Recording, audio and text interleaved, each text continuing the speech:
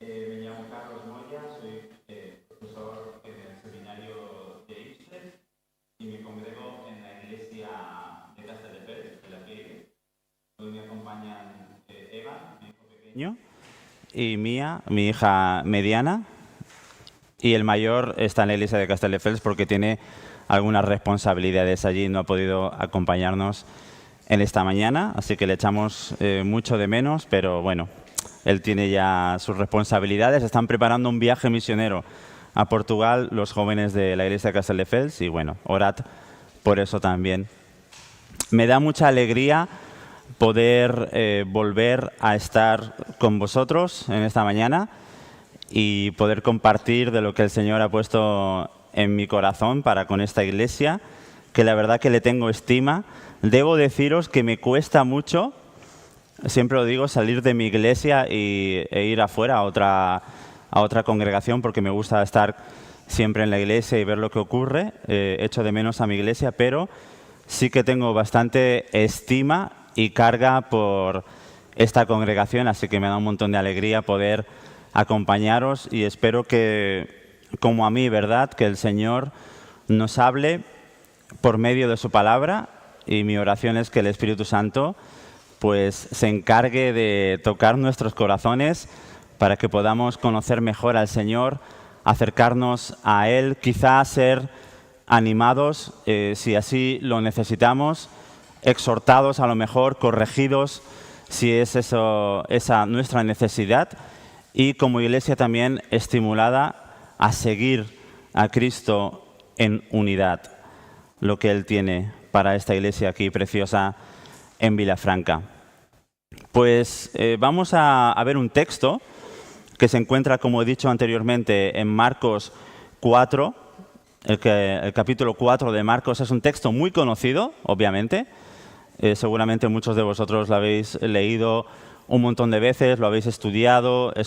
Los que habéis estado en la escuela dominical desde pequeño, pues también es probable que lo hayáis visto muchas veces en historias, y no por eso no va a dejar de sorprendernos. Algunas preguntas primero es: ¿cómo está tu fe esta mañana? ¿Cómo está tu nivel de conocimiento de Jesús? ¿Qué está ocurriendo en tu vida? ¿Quién o qué está controlando tu vida? Preguntas para empezar este texto. Y el título de este sermón, de esta predicación, es Prepárate para la tormenta. A lo mejor ya estás en medio de la tormenta, ¿verdad? O has pasado una tormenta. Es aplicable para cualquier situación. O a lo mejor la vamos a pasar en el futuro. Ahora no lo sabemos, pero quizá viene una tormenta en nuestra vida inesperada que trastoca y crea incertidumbre en nuestra persona. Hoy vamos a hablar de tormentas en la vida. El texto es así, una tormenta. Nosotros podemos utilizar libremente esa simbología para hablar de cuestiones inesperadas que vienen a nuestra vida y cómo reaccionamos. ¿Y cuál es nuestro entendimiento de Jesús? ¿Cuál es nuestro entendimiento de Dios cuando estamos en medio de esa tormenta?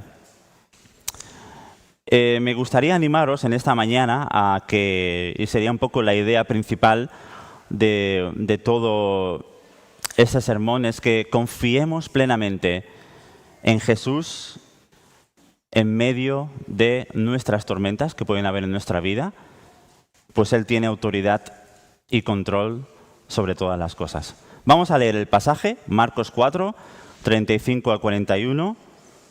Dice así: aquel día cuando llegó la noche, les dijo, este es Jesús, pasemos al otro lado. Y despidiendo a la multitud, le tomaron como estaba en la barca. Y había también con él otras barcas, pero se levantó una gran tormenta de viento y echaba las olas en la barca, de tal manera que ya la barca se estaba cubriendo de agua. Y él estaba en la popa, este es Jesús, en la parte de atrás de la barca, durmiendo sobre un cabezal, una especie de cojín. Y le despertaron los discípulos y le dijeron: Maestro, ¿no tienes cuidado que vamos a morir? Y levantándose, reprendió al viento y dijo al mar: calla y enmudece. Y cesó el viento, y se hizo una grande paz. Y les dijo: ¿por qué estáis así de amedrentados? ¿Cómo no tenéis fe? Entonces temieron los discípulos con gran temor, y se decían el uno al otro: ¿quién es este que aun el viento y el mar le obedecen? Hasta aquí la palabra del Señor. Vamos a hacer una pequeña oración. Padre, es tu palabra santa, con autoridad sobre nuestras vidas. Enséñanos por medio de ella. Pedimos que tu Espíritu Santo nos dé la capacidad de comprender, Señor. También de atesorar tu palabra como algo tan precioso y preciado, para tomarnos en serio tus consejos para tu iglesia, para cada uno de nosotros. Te pido que lo que se vaya a comunicar en esta mañana venga de ti, por tu gracia, Señor. Te pedimos perdón por nuestro pecado, que no es poco, y gracias porque tu gracia nos permite acercarnos a ti cada día. En el nombre de Jesús. Amén. Bueno, algunos detalles preliminares de esta escena tan conocida, ¿verdad? Seguramente, como he dicho anteriormente, esta es una escena bíblica, un relato, un acontecimiento que todos estamos muy familiarizados. Podemos seguramente identificar esta historia y conocemos bien el Evangelio de Marcos. Estamos en los inicios del ministerio de Jesús. Es interesante porque los discípulos también están en un momento de conocimiento previo. Esto es interesante cuando nos acercamos al Evangelio de Marcos. Estamos al principio, los discípulos están como conociendo a Jesús y hay cuestiones y cosas que son nuevas para ellos. Y Jesús va pues revelando cuestiones de sí mismo y ellos van comprendiendo poco a poco. Eso es importante en la historia. La historia también se ubica en la noche, ¿no? Para traer, si cabe, a esta escena más dramatismo, a lo mejor, durante la noche. Pues obviamente la cuestión del miedo, de la incertidumbre, en la noche es diferente que si la tormenta a lo mejor hubiera sido durante el día. Eso es algo interesante que añade drama a esta narración. Otra cosa interesante, y a veces esta se nos escapa, pero ¿quién toma la iniciativa de ir para cruzar este mar, este lago de Galilea? ¿Quién toma la iniciativa? Es Jesús el que los lleva, ¿no? De aquí podríamos inferir, muy cuidadosamente lo digo, aunque yo lo creo esto de corazón, que es Jesús el que les lleva a propósito, adrede, por la tormenta, ¿no? Para Jesús, Él es el soberano, es el Dios, ¿verdad? Encarnado, Él conoce todas las cosas, no ocurren por accidente.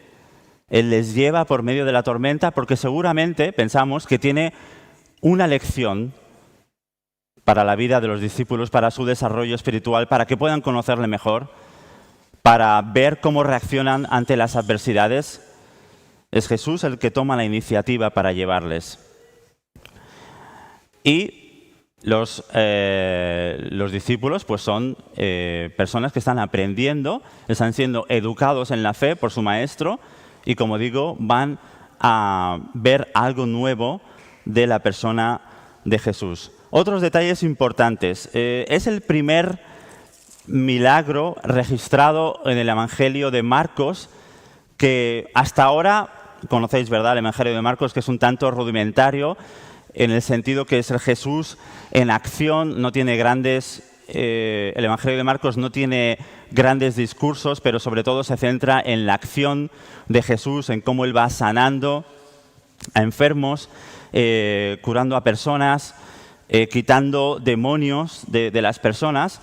Hasta el momento ha habido sanidades y sobre todo exorcismos, podemos utilizar esa palabra, aunque a lo mejor es un poco como rara, pero Jesús ha estado liberando a las personas de demonios hasta este momento, y hasta aquí Si volviendo atrás, no tenéis que ir ahí del todo, pero yo os lo digo, en el capítulo 3, en Marcos 11, hay un versículo muy interesante que dice: los espíritus inmundos, cuando Jesús iba pues sacando los espíritus inmundos de las personas que sanaba, y estas eran liberadas, los espíritus inmundos al verle se postraban delante de él y daban voces diciendo: tú eres el Hijo de Dios. ¿Verdad? Entonces los demonios, espíritus inmundos, aunque no están sometidos a la persona de Cristo, pero reconocen la identidad.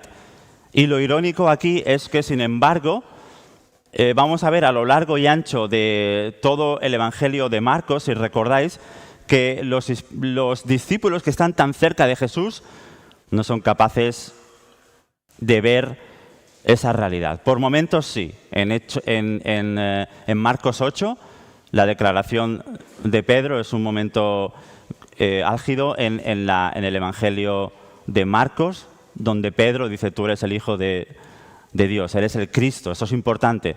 Y también vemos que un centurión romano al final, en el capítulo 15, hace esta misma declaración. Pero los discípulos están así como un poco despistados, y es un tanto irónico y nos hace pensar, ¿verdad?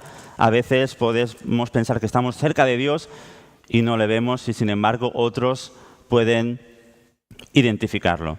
En el texto, vamos al primer punto, de los versículos 35 a 37, dice: aquel día cuando llegó la noche, ya lo hemos dicho, en la noche, para añadir más tensión, más dramatismo, les dijo: pasemos al otro lado. Estamos en el versículo 35, es lo que hemos comentado anteriormente, es que Jesús es el que toma la iniciativa de llevarlos a ese lugar. Vale, de los discípulos sabemos que cada uno de ellos, de estos 12 por el momento, tienen trabajos o disciplinas diferentes. Para muchos de ellos, de los discípulos, no todos, pero un gran número de ellos eran pecadores y pecadores todos, ¿no? Pero pescadores algunos. Otros no todos eran, pero muchos de ellos estarían familiarizados con ese lugar, ¿verdad? Entonces, bueno, pues para ellos sería algo rutinario. Vamos a una barca, nos metemos en el mar, no hay ningún problema. Hasta ahí todo genial. Estaban acostumbrados a ese lugar, seguramente habían pescado, así que no era nada excepcional navegar, ni siquiera por la noche.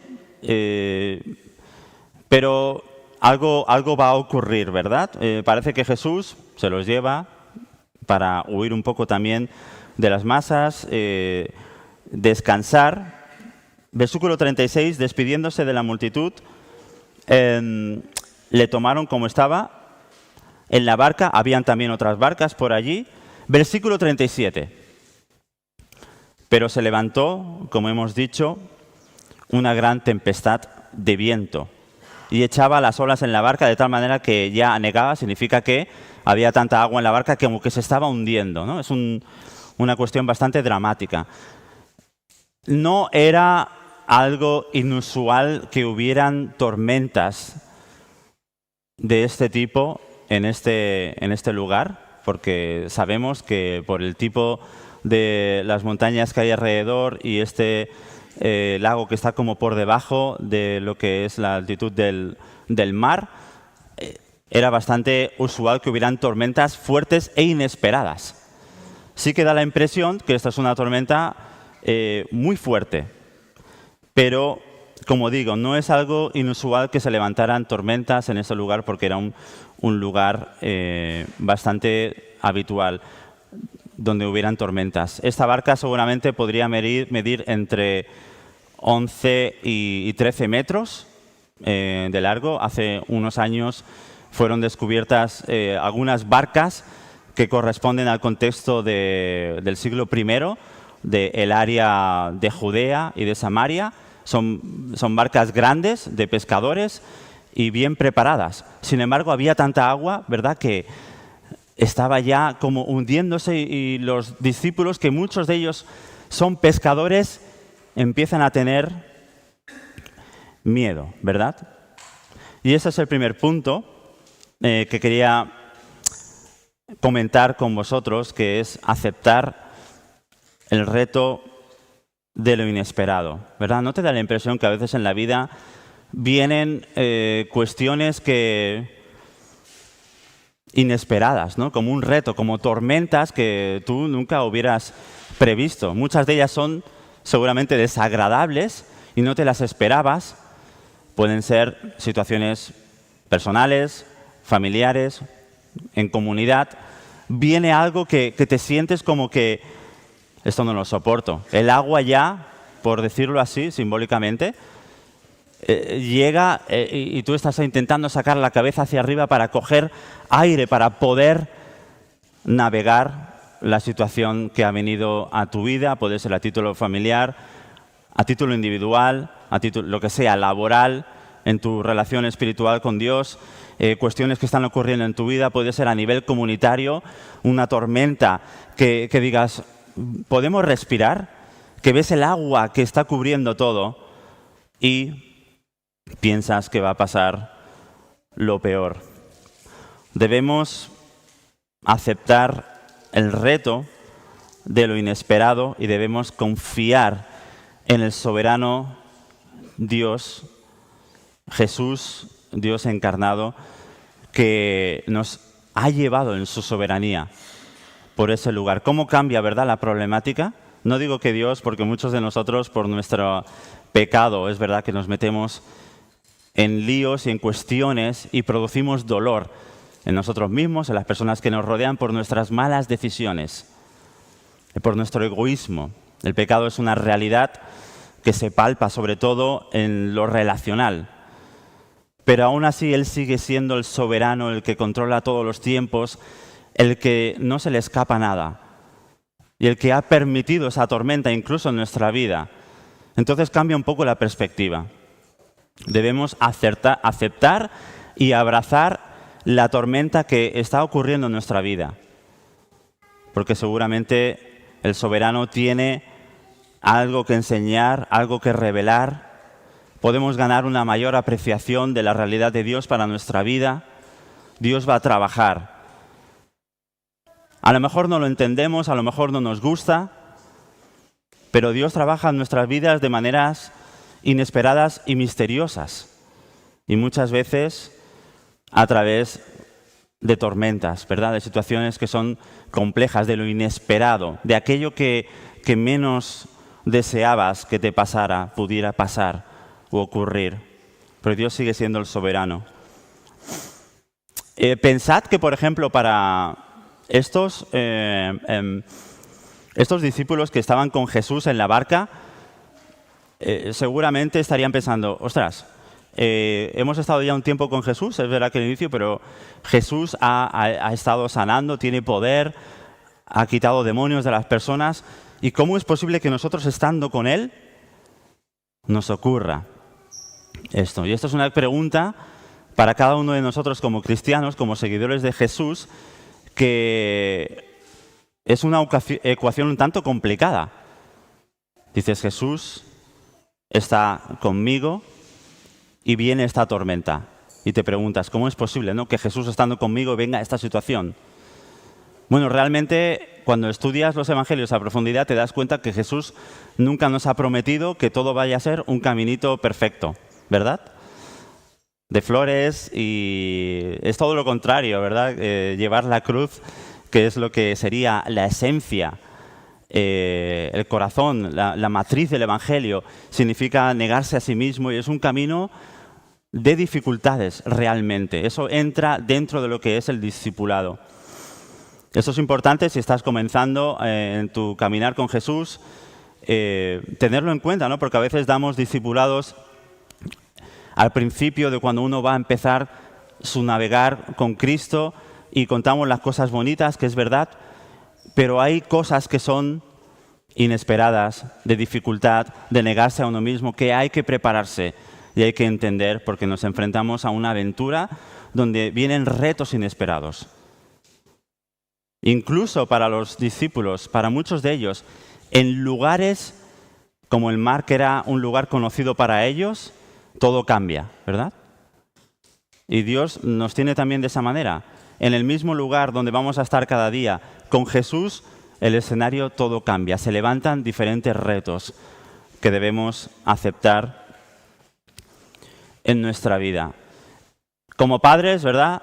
Yo soy padre, lo que menos deseo a mis hijos es que, ¿verdad? Si eres padre y si no lo vas a experimentar cuando seas padre, si Dios lo quiere, o madre, es lo mismo. Lo que menos quieres es que tus hijos lo pasen mal o que tengan problemas o que sufran, ¿verdad? Prefieres hasta tenerlos tú los problemas. Hace poco, este chiquitajo que tengo aquí, el Evan, yo no quiero que le pase nada, ¿no? Pero un día fui a buscarlo al cole y no estaba. Y entonces, claro, yo me asusté y digo, ¿qué pasa aquí, no? El niño no está, pasaba el tiempo, llegué un poco tarde también, ¿vale? Es mi culpa, al cole. Pero él tiene prohibido irse y tenía que quedarse ahí, pero por lo que fuera no lo hizo. Yo volví a casa y en aquel momento vivíamos muy lejos del colegio de Evan, ¿vale? Pero muy lejos y tuvo que cruzar todo el pueblo y luego llegué a casa y él estaba ahí. Y me dijo que había cruzado todo el pueblo. Creedme que cruzar Castelldefels, ya ha pasado un tiempo, ahora tiene 10. En su día tenía 9 años, nunca había ido solo por la calle. Además me dijo que no me preocupara, que lo había hecho corriendo todo. Os podéis imaginar, ¿no? Un niño de 9 años a las 4:30 de la tarde con la mochila corriendo. Claro, cuando vas con tus hijos que no sabes si miran bien para cruzar y tal, no queremos poner en peligros, ¿verdad? O imagínate que sales con tus hijos a caminar y eso. Y se va a la montaña y hay una valla. Tu hijo sale corriendo, tú no quieres que tu hijo o tu hija salga corriendo para saltar porque sabes que se puede caer. Ninguno queremos poner en peligros a nuestros hijos.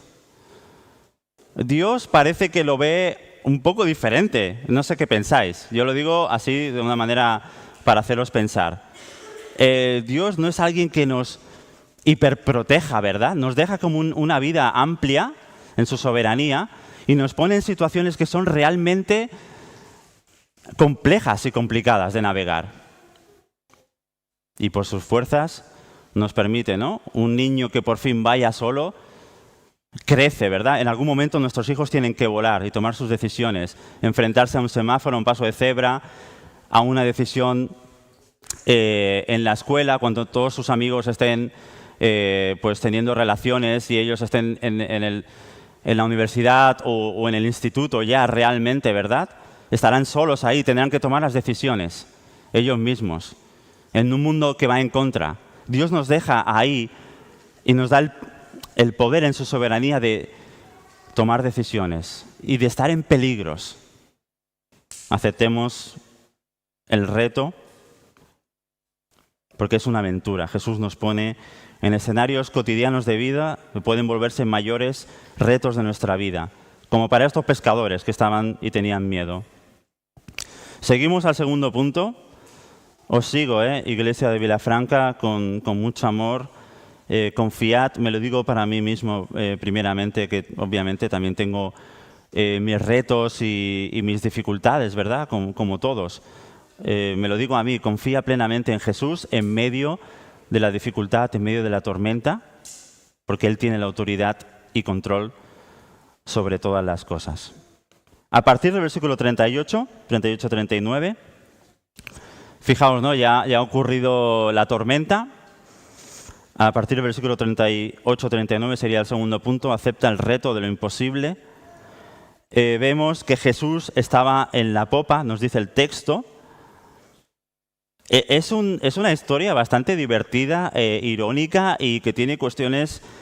Dice que Jesús estaba durmiendo ahí detrás, sobre un cojín seguramente, y que entonces le despertaron y dijeron, oye, no te preocupas de que vamos a pasar. Eso nos pasa, ¿verdad? Cuando te sientes tan identificado como yo en esta pregunta, que esto es muy humano, no tenemos que sentirnos mal. Si le podemos expresar a Dios y hablarle de esta manera, ¿verdad? Siempre con respeto, pero decirle, buah, es que parece que me llega hasta aquí y, Señor, por favor, ¿por qué me está ocurriendo esto?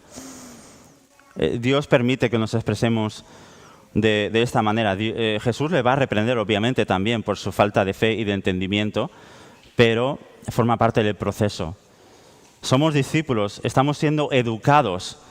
Él es nuestro maestro, somos estudiantes y estamos aprendiendo.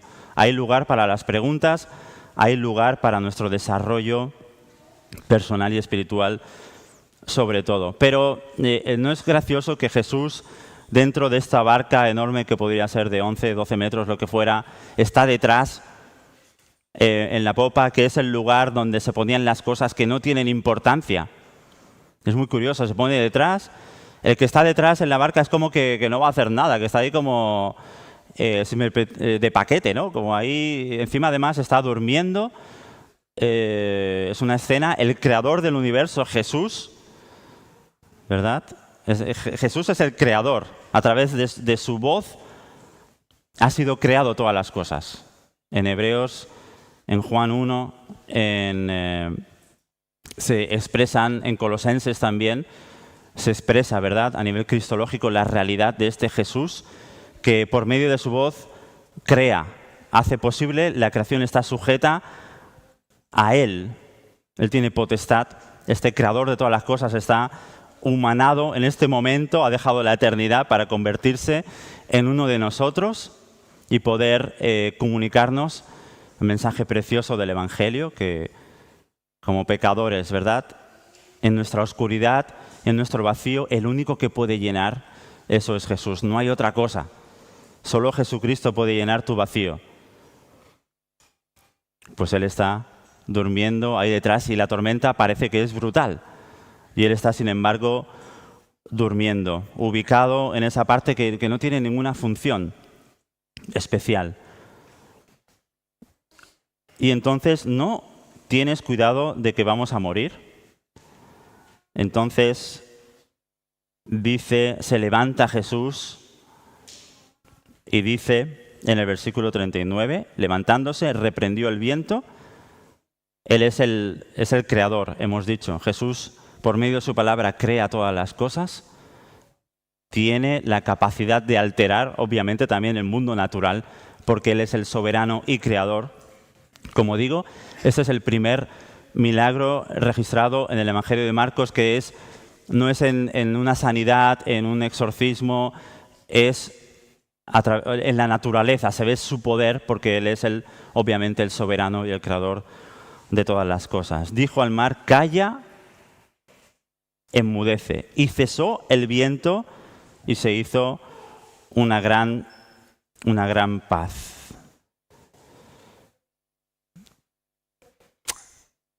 Cuando Jesús se levanta, ¿verdad?, todo cambia. Podemos estar en la tormenta, Jesús se levanta y entonces todo cambia. Su voz altera todo. Algunas preguntas, un ejercicio mental para mí, para vosotros, para hacerlo aplicable a cada uno de nosotros. ¿Qué cosas te están quitando el sueño en este momento? ¿Qué son? ¿Cuáles son las tormentas de tu vida? Siempre digo una frase cuando me toca este texto, que es mejor tener a Jesús, aunque estés en medio de una tormenta enorme, que no tener a Jesús, pero estar en las aguas más calmadas y más pacíficas. Mejor es estar con Jesús, aunque estés en la tormenta más brutal que puedas imaginar, pero le tienes, que Él está en tu barco, que estar en una barca donde no está Jesús, aunque estés en las aguas más calmadas. Lo importante de la situación es quién está ahí, y es Jesús. Y yo entiendo que Jesús, por su gracia, por su soberanía, por su bondad, por su amor, por su ternura, es el que está en la barca con nosotros cuando experimentamos estas tormentas en la vida. Como digo, ya sea a nivel individual, familiar, comunitario, Él está. Y cuando se levanta, todo va a cambiar. A veces gastamos un montón de energía emocional y psicológica, perdemos fuente de energía que nos hace que nos consumamos porque estamos excesivamente preocupados, ¿verdad? Yo os estoy comentando que aceptemos este reto de lo imposible y estar un poco más despreocupados, porque el corazón de este sermón es confía en Jesús en medio de la tormenta, porque Él es el soberano y el que tiene autoridad sobre todas las cosas. Y no te va a abandonar y no te va a dejar. Él es el soberano, es el bueno. Me hizo pensar una frase cuando estamos muy preocupados y a lo mejor hay fricción, si tienes fricción con alguna persona. Pues estaba pensando en tormentas, ¿no? Porque si os fijáis, es verdad que aquí es una cuestión de que Jesús está alterando y violando el mundo natural, porque Él es el creador, Él controla todo, Él tiene potestad sobre la naturaleza y puede alterarlo. Pero muchas de las problemáticas que tenemos vienen sobre todo son relacionales, realmente. Y de las tormentas que vienen son relacionales a nivel familiar o lo que sea. Me ayudó una frase de un teólogo que se llama Leonard Ravenhill y que dice: notad que nunca oramos por aquellos a los que criticamos y que nunca criticamos a aquellos por los que estamos orando. ¿Verdad? Una manera muy, muy bonita de ponerlo, de cómo es nuestra energía, de cómo en las relaciones interpersonales, que es de donde emanan la mayoría de los problemas. Oremos unos por los otros.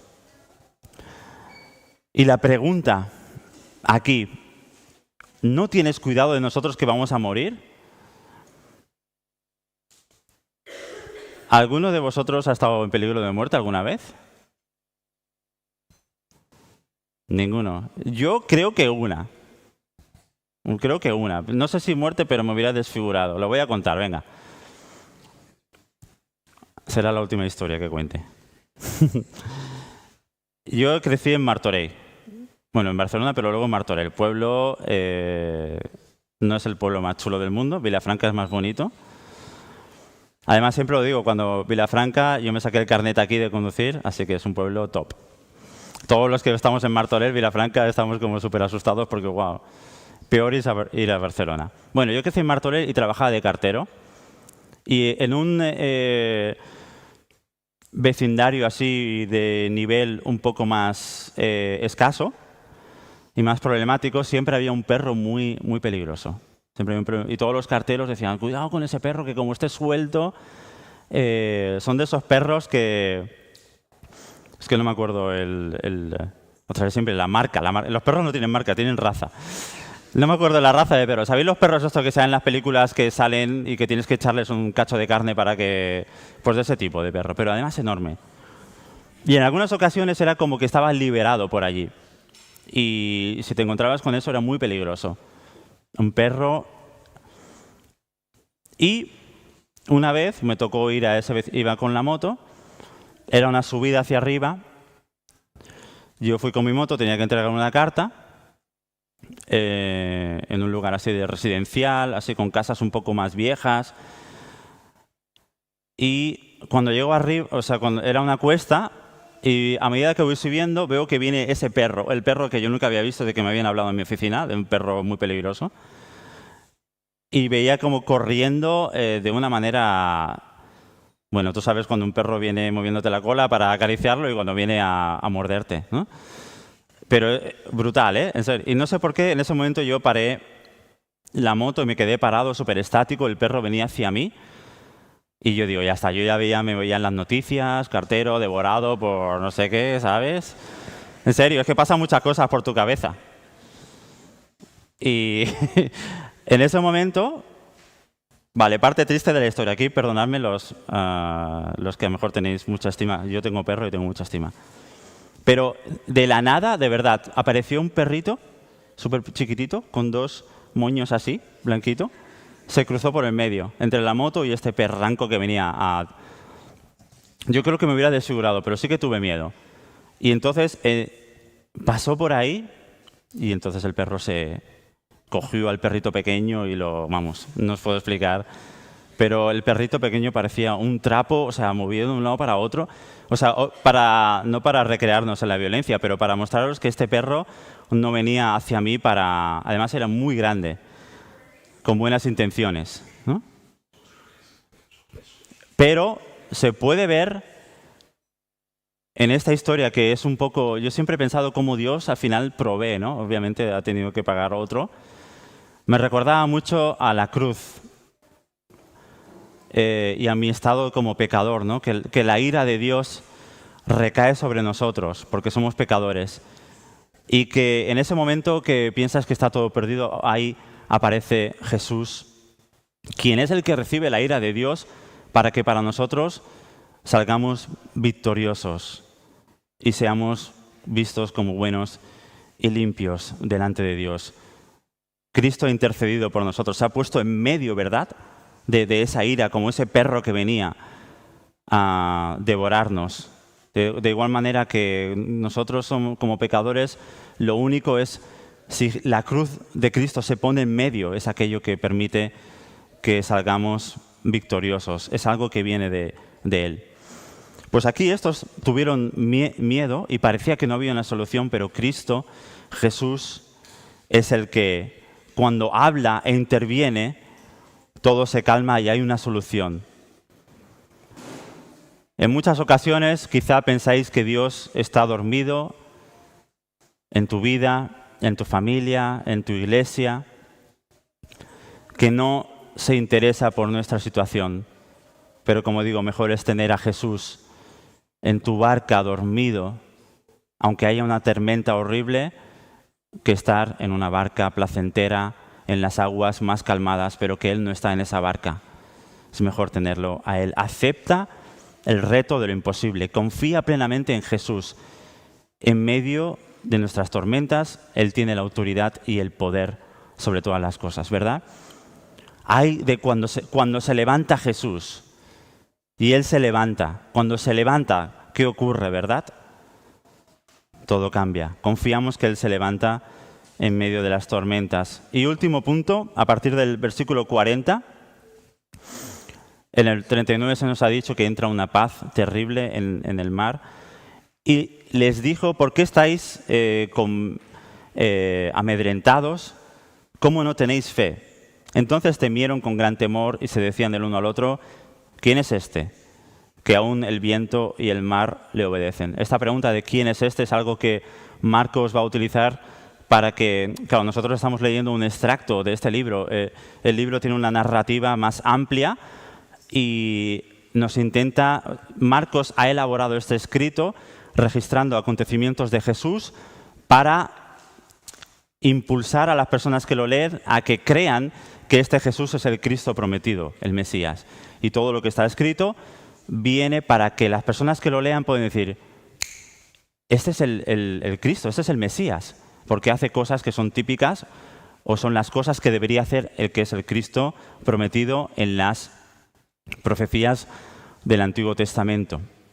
Y aquí hay una, aunque es un poco más sutil, porque ahora vamos a hablar del temor de Dios, ¿no? Y hay una cuestión también muy graciosa que ocurre, que hay como una transferencia de un sentimiento que es el miedo, que primeramente los discípulos estaban atemorizados. Y este temor, este miedo, ahora ha cambiado, ha sido transferido, trasladado del lugar. ¿Lo veis en el texto? Si tenían miedo a la tormenta, a esa situación, ahora ha sido trasladado y transferido a la persona de Jesús. Y es el temor a Dios que debemos de tener. Y esa es una realidad que es mesiánica también, que viene del Antiguo Testamento, ¿no? Seguramente ya estáis pensando mucho de vosotros en el libro de los Proverbios, donde se habla del temor a Dios.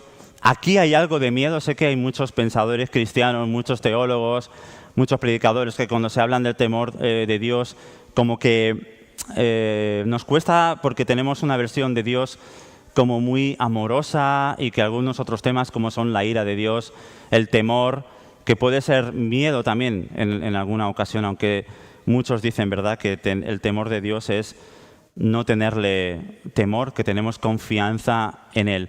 Todo eso entra dentro de una cuestión que es muy profunda y muy compleja, pero podéis recordar en el Antiguo Testamento a personas como Isaías que ante la realidad de Dios realmente experimentaron un miedo real, ¿no?